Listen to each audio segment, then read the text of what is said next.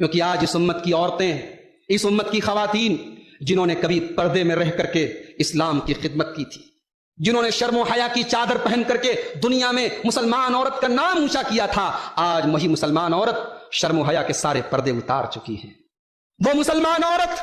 جس کے بارے میں اللہ کے پیارے نبی نے فرمایا الدنیا کلھا متاع وخیر متاع الدنیا المرأة الصالحہ، دنیا کی سب سے قیمتی دولت اگر کوئی ہے تو نیک عورت ہے۔ آج وہ عورت جسے نبی نے اتنا بڑا مقام دیا تھا، اتنا بڑا اعزاز دیا تھا، آج افسوس اس عورت نے اس مقام کو گرا دیا۔ میرے پیارے ساتھیوں، شرم و حیا سے دور ہوئی، شرم و حیا سے دور ہوئی، اسلامی پردے کو اس نے کنارے کیا اور ہر وہ کام کیا جس سے اللہ کے پیارے نبی نے روکا تھا۔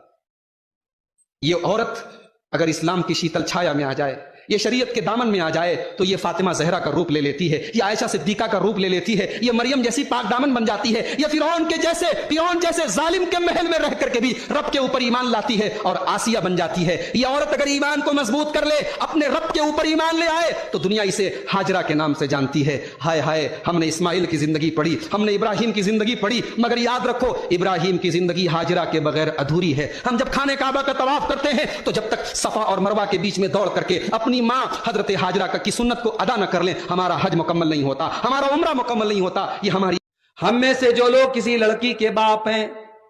کسی لڑکے کے باپ ہیں، کوئی عورت کسی لڑکی کی ماں ہے،